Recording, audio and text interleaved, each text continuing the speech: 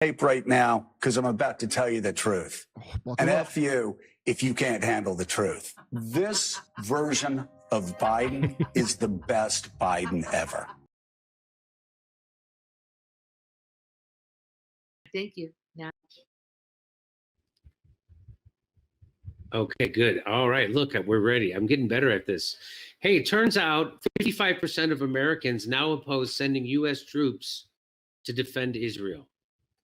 This is the lowest level of support since the poll began in 2010.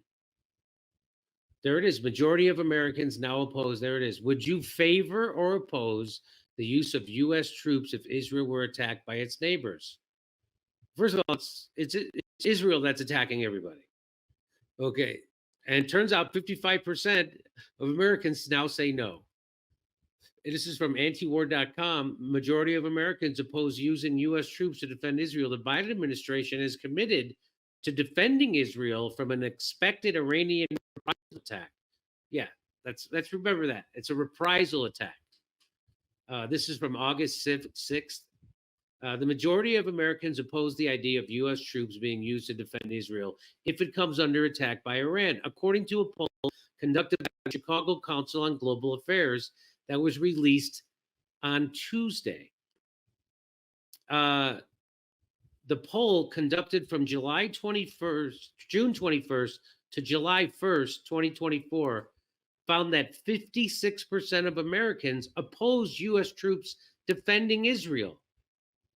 Now, keep this in mind. This poll was conducted before Hamas had committed the provocative act of naming a replacement for a leader who had been assassinated by Israel.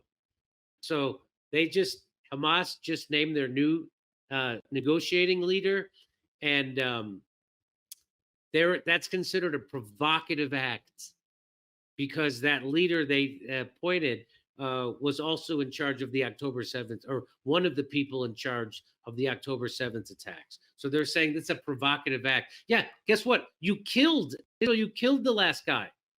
That's why they have to replace him. But anyway, so that was before this. Support for defending Israel is stronger among Republicans, 53%, and only 32% of Democrats in favor. The survey also found that 55% of Americans oppose U.S. troops defending Israel if it comes under attack by a neighboring country. The results come as the Biden administration, the neocon, warmongering, maniacal Biden administration that is not being run by Joe Biden, I wonder who's running it, is vowing to defend Israel from an expected Iranian reprisal attack for the killing of Hamas political chief Ismail Haniyeh in Tehran. A major coordinated attack launched by Iran and its allies could result in American casualties, and the United States support for Israel risks a major regional war. You understand why it's not in the United States' interest to be an ally of Israel? That Israel are maniac terrorists just like we are? And it's the U.S. government, which is under blackmail control and APEC control and every other control. The government is the one doing this, not the U.S. people, because now the majority of us don't support this. It's going to be a big war. The U.S. defended Israel from an Iranian attack in April, which came in response to the Israeli bombing of the Iranian consulate in Damascus, Syria. So that's, again, it's Israel provoking, Israel does the bombing, and then someone responds.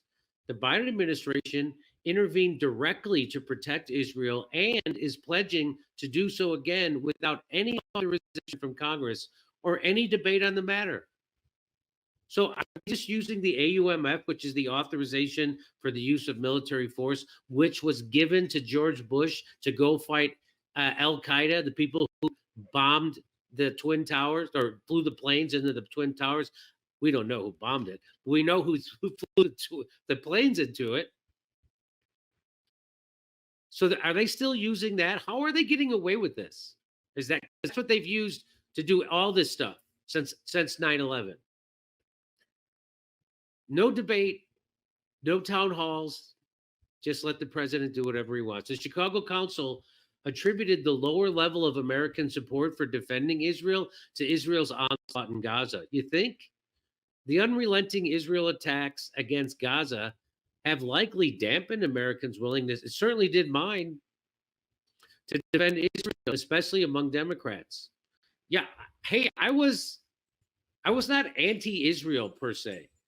I thought Israel had a right to exist and a right to defend. I wasn't really clear on everything that was happening, even though I had covered stories about how horrible Israel was and that they were an occupying force, which is what they are. But I didn't really understand. I didn't understand the history. Now I do. Now I don't understand why Israel gets to be established as a state and take the land away from people who were living there. So let's see what's next. I think that's it. That's the end. That's the end of this article. Okay.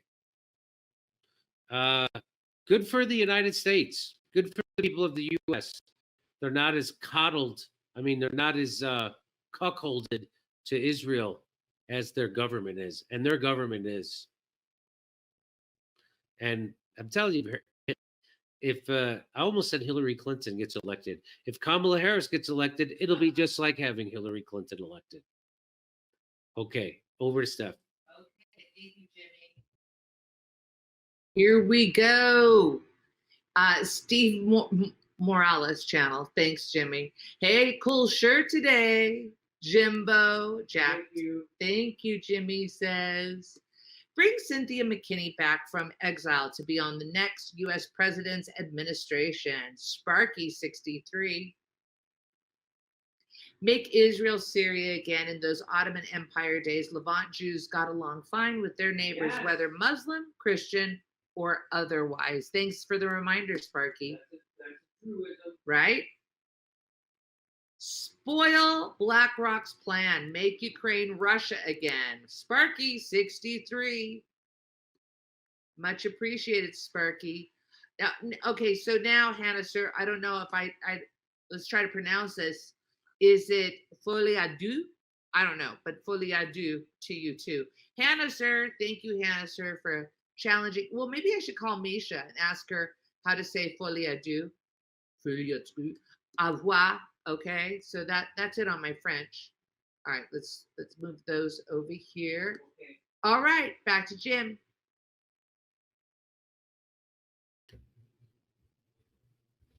So this is from Truth Out. Top Israeli official, quote, morally justified to starve 2 million to death in Gaza. I'm not making that up. I'll show you the video in a second. A top Israeli official suggested on Monday that he believes it is morally justified for Israel to wipe out Gaza's population through famine and starvation. In chilling statements that pro-Palestine advocates say openly indicate genocidal intent. You think? So let's listen. Well, I'll read it to you. So let me turn this down. I turn down my volume because I don't need to hear this guy. I'll read it to you what he says. He says, we are bringing in humanitarian aid. Hang on. I got to start again. He's going fast. We are bringing in humanitarian aid because we have to, he says. It is impossible in today's global reality to manage a war. No one in the world will allow us to starve to death 2 million citizens. Oh, chagrin. 2 million. That sounds very, what's the word I'm looking for? Holocausty. That sounds very Holocausty. Here we go. So they want to, he wants to starve 2 million people. Let's watch. Although it may be just and moral, it may be just and moral to kill 2 million people. Okay. So, by the way, those are civilians. He's not talking about combatants. He's talking about women, babies, children, senior citizens, grandparents. That's what he's talking about. As long as they don't return our hostages, humanitarian for humanitarian, he says. That makes it moral. It is morally right, but there's nothing we can do. The world won't let us starve 2 million people. By the way, they pretty much are doing that. We live today in a space where international legitimacy is needed for this war. I don't think they have it. I don't think they've had international legitimacy for this war. So there he is. Isn't that nice? He laments, too bad we can't just kill 2 million people by starving them. Speaking at a conference hosted by the far-right Israel Hayom newspaper, Israel Finance Minister Bezalel Smotrich complained about having to allow humanitarian aid into Gaza, saying that international norms are stopping Israel from taking what he claims is the moral path of starving 2 million Palestinians to death. Humanitarian in exchange for I just showed you that. His mention of 2 million civilians appears to be in reference to Gaza's pre-genocide population of roughly 2.2 million people, including 600,000 children. Smotrich's statement represents yet another brazen and horrifying call for the annihilation of Palestinians in Gaza, with Israeli officials repeatedly issuing public calls for mass death and ethnic cleansing over the course of their genocide. The comment is indicative of Israel's intent to commit genocide. Yeah, that's what, Although Israeli officials have insisted in public statements that they are simply hunting down Hamas soldiers, many reports have indicated that Israeli military considers any Palestinian adult or child to be a potential Hamas soldier. This is also evident from the vast civilian death toll of Israelis' indiscriminate extermination campaign so far. Once again, we hear a top Israeli government official saying the quiet part out loud, said the Council on American Islamic Relations. If the Biden administration can't bring themselves to take action to stop the genocide, forced starvation, ethnic cleansing, and mass destruction of civilian infrastructure, they should at least be able to condemn the genocidal statements that Israeli officials have been making since last year.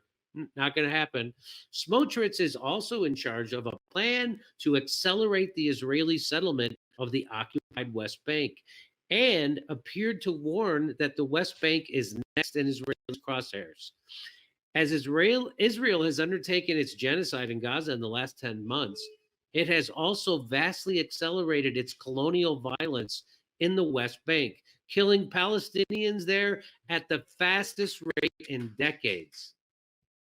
Earlier on Monday, in a post on social media, Smotrich also said that Israel is working to remove the threat of Palestinian statehood through its settlement expansion in the West Bank, saying that he opposes the idea of a Palestinian state outright. So those occupation and those settlements, those are illegal in the West Bank. Those are all illegal. Okay.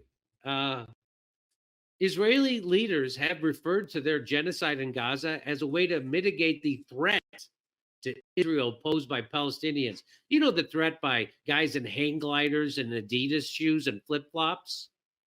Yeah, that threat. Stopping the Arab takeover of the open areas, fighting the terrorist financing of the Palestinian Authority and its leaders, and complete Israeli control of the territory, meaning the occupied West Bank. This is the only way, Smotrich said. Max Blumenthal says, hey, if you like the Zionist government minister, Bezalel Smotrich's call to exterminate 2 million Palestinians, if you liken the Zionist government minister's call to eliminate 2 million Palestinians to Nazism, Mark Zuckerberg's Meta will censor you for hate speech. Are you kidding me?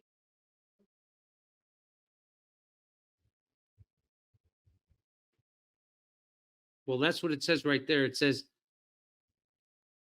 Facebook says it will remove more posts using Zionist as a term some use interchangeably with Jews. France and Germany slam Israel's Smotrich for comments on starving Gazans to death. Hey, who's missing from that headline? France and Germany slam Israel. Oh, the UK is missing, and the United States is missing. The UK and the United States not slamming Israel's Smotrich for comments on starving Gazans to death. Isn't that interesting? Smotrich might be justified. Smotrich might be justified and moral to cause 2 million Gazans to die of hunger, but the world won't let us. There it is. Let's see if is that it. Oh, here it is. Meta says it will remove more posts attacking Zionists, a term some use interchangeably with Jews. Isn't that amazing? That's amazing to me. Meta says it will remove more posts attacking Zionists. So you can't attack Zionism on Facebook? I've been calling Zionists Nazis on Twitter since this war started. Which is why nobody in Hollywood will touch me with a 10-foot pole right now. Thank God for Rumble. Seriously. Yeah, so there it is. Mark Zuckerberg is now going to, you can't attack Zionism. They're saying that's anti-Semitic. No, Zionists and being Jewish are two totally different things. Some use interchangeably. Yes, some do. So, but that's, so what? Wow. That's really happening. Okay, over to Steph. You know how many stories you've done? No. Okay, let me see. Oh, that was story number 12. Okay, we're done then. So you did 2 calls with McCrae and then 10 stories. Okay, so all right, go to Jimmy. Today. And then I have a couple to read. That's all. So we're getting back. Steph's gonna read the super chats, but I have to learn how to use this for when I'm in Chicago, because we're going to be doing shows from Chicago, and I can't move my studio to Chicago. So I have to learn how to do these. And Keaton has just texted me and said he's going to help me get better at using StreamYard. I knew he would. Of course. So, okay. So hopefully this will be better when we're in Chicago, and we'll see you next week. We're going to take Friday off. We'll see you next Monday. Okay, over to Steph. Somebody said that they were having, what did you say, withdrawals? Or what was it, like some sort of stress disorder because Jimmy wasn't in studio? I forgot who said that. Hanniser said the height of irony that Israel has a far-right party. You'd think the far right is something they'd want to stay away from given their experience. Thank you, Hanniser. Always good to hear from you. Remember, Putin was on the fence about invading Ukraine until he heard Kamala's speech at the Munich Security Conference. Bam, Sparky. Not bad, Steph. Means when 2 crazies link up and do even more crazy shit than they would do by themselves. Hanniser, thank you for that. I'm going to have to look that up again. Merci. Anytime anyone says that Israel's our only friend in the Middle East, I can't help but think, before Israel, we had no enemies in the Middle East. U.S. missionary John Sheehan. Thank you, Sparky. Sparky, the Jimmy Dore Show is guilty of malicious mischief and scientific heresy, like in the original Planet of the Apes. Oh my God, that's a good film, Sparky. All right, let me see if I missed anybody else. Okay, what was this one? What's this one? The community of community. Start again. Andrew says, the community of comedians using their talent to speak truth to power is our last hope. I am a songwriter and wrote a song called The War of Attention, featured at the top of my page. Give a listen. All right, The War of Attention. Thank you, Andrew Holmes. Much appreciated for that. All right, ladies and gentlemen, it was a wacky day. We got through as much as we could today. And we really appreciate you joining us. You know, we had over 17,000. And Salty Clegg Jimmy wants you to look into DMT. So, all right, ladies and gentlemen, what was the moral of today's story? you know, if you're going to vacation, make sure to work a little. All right. I think we've got our moral down. All right, ladies and gentlemen, we'll see you on Monday. Back in the studio. Adios. Did you get some good pictures out here today? Yep. There's some hot girls over there too if you want to take pictures. Thankfully, my wife doesn't understand what you say.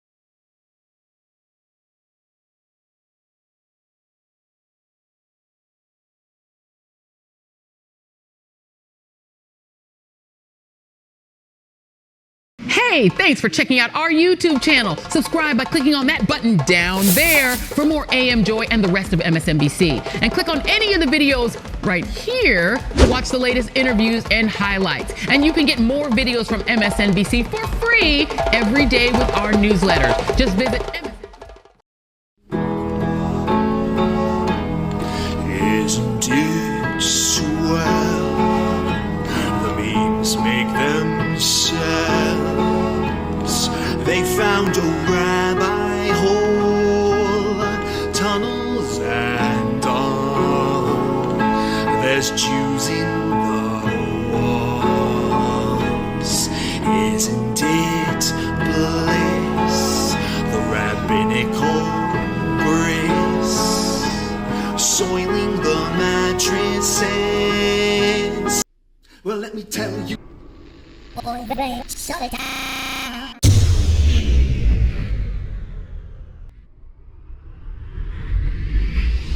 If I were Rabbi Shmuley and diddle diddle diddle digga digga diddle diddle dum, all day long I'd diddle little bums. If I were a Shmuley man, I'd peddle all my dildos, dreidel dildos, selling dildos with my daughter and her mum.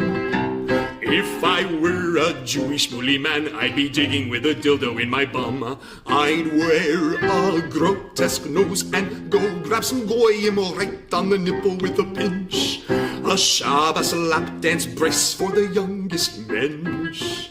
At this time, more than any other time, you know, revolution is necessary. It is necessary.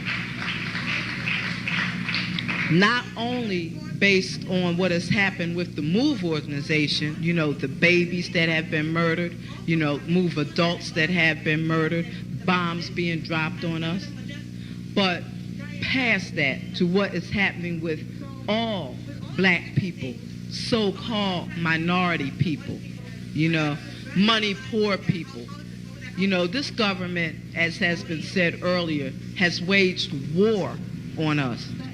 But you know, something about us, particularly here in America, we don't really understand that.